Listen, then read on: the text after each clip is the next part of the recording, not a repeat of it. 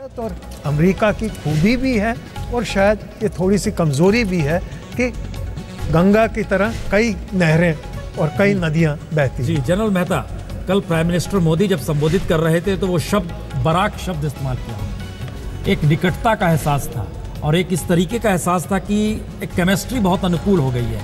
मनमोहन सिंह और George Bush की chemistry बड़ी अनुकूल मानी जा रही थी उस पीरियड को अगर याद कीजिए तो। क्या ये पूरे प्रोसेस में दो नेताओं की केमिस्ट्री और ऐसे समारोह में मौजूदगी, ये दोनों वाकई दो देशों के संबंधों को आगे बढ़ाती है, या मौजूदा वक्त में इतनी क्रिटिकल सिचुएशन है कि ऐसे समारोह में निमंत्रण देकर आप संबंध को किसी तरीके से आगे बढ़ाना चाहते हैं? एक तो मैसेज वो जाता है कि भारत और यूनाइटेड स्टेट्स के जो रिश्ते हैं वो आगे बढ़ रहे हैं, और पिछले 2 साल में वो रुक गए थे और अभी फिर ये अभी दौर जो अभी शुरू हुआ है इससे और बढ़ रहे हैं। तो इससे सबक सिर्फ यही मिलता है कि जब आप रिश्ते शुरू करते हैं तो रिश्तों को आगे बढ़ाते ही रहना चाहिए, और यहाँ पर अंत नहीं है कि ओबामा साहब के 2 साल बाकी हैं तो इसका ये मतलब नहीं है कि रिलेशनशिप सिर्फ बराक और नरेंद्र भाई के साथ है। ये दो देशों के उन्होंने कल कहा भी, उन्होंने जब उनसे सवाल पूछा गया कि पर्सनल केमिस्ट्री के बारे में किसी ने पूछा, आई थिंक नहीं वो आशीष ने पूछा, रिपोर्टर ने पूछा था, तो उनका जवाब दिया, उन्होंने बड़ा उम्दा जवाब दिया कि ना ही ये बराक को मुझे जोड़ते हैं, ये वॉशिंगटन और न्यू दिल्ली को जोड़ते हैं, भारत और यूनाइटेड स्टेट्स को जोड़ते हैं। एक वाइस एडमिरल साहब आपसे, शेखर सिन्हा साहब, हम आपसे एक सवाल करेंगे क्योंकि नए समझौते जो हो रहे हैं उसमें रक्षा उत्पादन, डिफेंस के क्षेत्र में समझौता बड़ा मायने रख रहा है और भारत ने एफडीआई भी बढ़ाई है, 49% तक कर दिया है। हम लोग लगातार देख रहे थे रशिया इक्विपमेंट्स ज़्यादा थे इस पूरे प्रोसेस में। आपको लगता है इन सब प्रोसेस को देखने के बाद अमेरिका के साथ संबंध रक्षा के क्षेत्र में बड़े होंगे? भारत 5-6 देशों से लेता है अभी तक, जो हथियारों को लेता है, अमेरिका कहीं ज़्यादा निकट आएगा? वो प्रोसेस ऑलरेडी शुरू हो चुका है।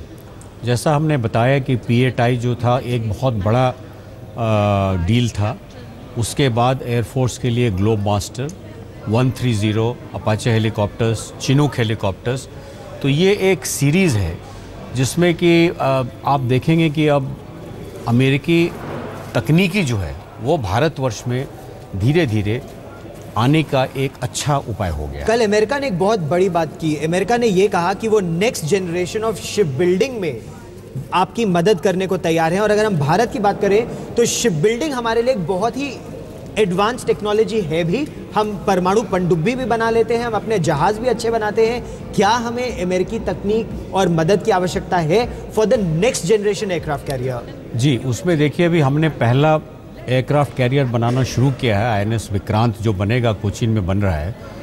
तो उसमें ये फैसला किया गया है कि उसमें कैटापुल्ट से टेक ऑफ करने वाले हवाई जहाज बनेंगे जी, और उसको टेक ऑफ कराने की जो नई टेक्नोलॉजी है जिसको ईमॉल्स कहते हैं, इलेक्ट्रोमैग्नेटिक एयरक्राफ्ट लॉन्च सिस्टम, वो सिर्फ अमेरिका के पास है और वो अभी डेवलपमेंट स्टेज में है। तो कल उन्होंने ये कहा है कि हम जो है को डेवलपमेंट करेंगे एयरक्राफ्ट कैरियर के टेक्नोलॉजी में। तो ये एक बहुत बड़ी अहम बात है। हालांकि ये महंगा ज़रूर है, बहुत महंगा, लेकिन जो टेक्नोलॉजी है अभी उसकी प्रूफिंग चल रही है, प्रूफिंग ट्रायल चल रही है। उसमें अभी फुल स्केल मॉडल को उससे लॉन्च कर दिया गया है एक एयरक्राफ्ट कैरियर से।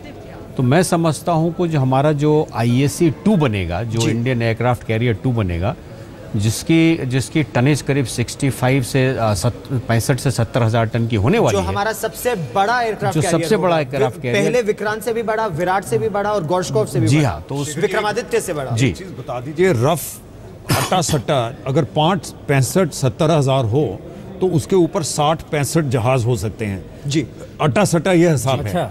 तो अब हमारे जो हैं वो 10-20 जहाज ही हवाई जहाज उनके ऊपर होते हैं, तो 60-65 का मतलब ये 1000 टन के होते हैं। हाँ, करीब उसके जो पहले 2 फिगर्स हैं, पहले उतने जहाज उसके ऊपर होते हैं, उतने जहाज, उतने विमान उस पर मतलब है कि तो एयर मार्शल त्यागी साहब, क्या भारत सक्षम उस रूप में दुनिया के जो शक्ति है हर देश के पास, उसमें हमारी एयरफोर्स कहाँ टिकती है?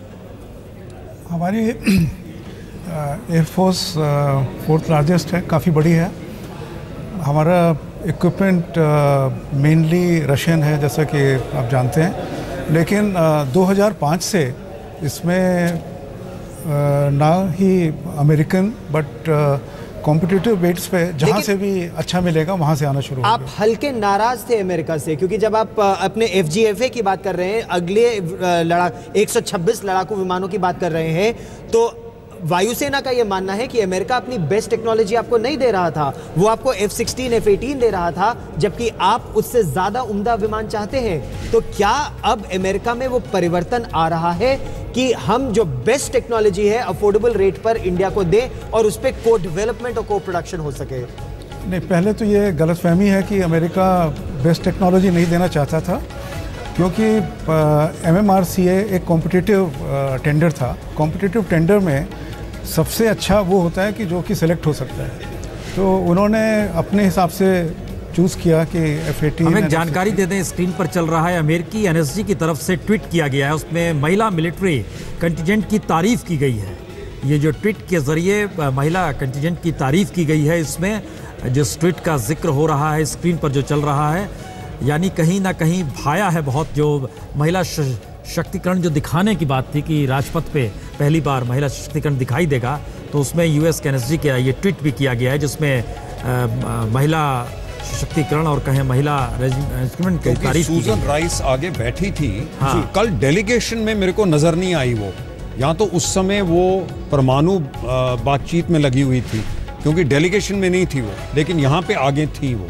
लेकिन यहाँ जनरल साहब एक बात अहम ये आती है कि क्या महिलाओं की भूमिका सेना में यहीं तक सीमित रहेगी, या सेना महिलाओं के लिए एक और नया ग्लास सीलिंग तोड़ के उनको कॉम्बैट रोल्स में देख सकता है? अभी नेवी ने अनाउंस किया है कि औरतें जहाज पे जाएंगी, और मैं समझता हूँ कि जिस प्रकार से यूनाइटेड स्टेट्स एयरफोर्स में महिला फाइटर पायलट भी बन रही हैं जी, वो दिन दूर नहीं है। लेकिन मैं एक बात करना चाहता था जी, ये आप अंतर देखिए US और भारत के डिफेंस रिलेशंस के बीच में। 2004 में जो हमारे नेवी के हेलीकॉप्टर्स थे जो हमने ब्रिटेन से खरीदे, उसमें अमेरिकन पार्ट्स थे। हम सैंक्शंस पे थे और हमको ये कैनिबलाइज करने पड़े, और नेवी के सब हेलीकॉप्टर आउट ऑफ एक्शन थे। सीकिंग में समस्या हुई। 2004 में जब हमने हॉक का कॉन्ट्रैक्ट साइन किया ब्रिटेन के साथ, तो उसमें एक क्लॉज था 2004 में, याद रखिए, उसमें एक क्लॉज था कि इसमें कोई अमेरिकी पार्ट नहीं होगा जी।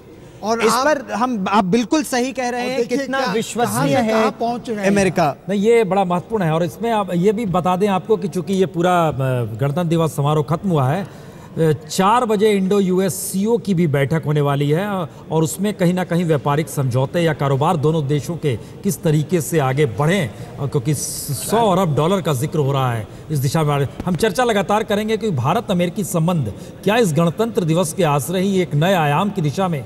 और 66वें गणतंत्र दिवस पर समारोह की शुरुआत हुई, उसका आरंभ हुआ जब राष्ट्रपति प्रणब मुखर्जी ने अपने सर्वोच्च बलिदान के लिए मेजर मुकुंद वरदराजन और नायक नीरज कुमार सिंह को मरणोपरांत अशोक चक्र से नवाजा। उनके परिवार ने ये पुरस्कार लिया। ये देश का सर्वोच्च वीरता पुरस्कार है आतंक के खिलाफ लड़ाई में। मेजर मुकुंद वरदराजन 22वीं बटालियन राजपूत रेजिमेंट के 44वीं बटालियन द राष्ट्रीय राइफल्स के थे, और उन्होंने जम्मू और कश्मीर के शोपियां में 4 दुर्दांत आतंकवादियों को मार गिराया। नायक नीरज कुमार 13वीं बटालियन राजपूताना राइफल्स के थे, और उन्होंने एक कश्मीर के कुपवाड़ा इलाके में 3 आतंकवादियों को, एक को तो उन्होंने निहत्थे उसको मार गिराया।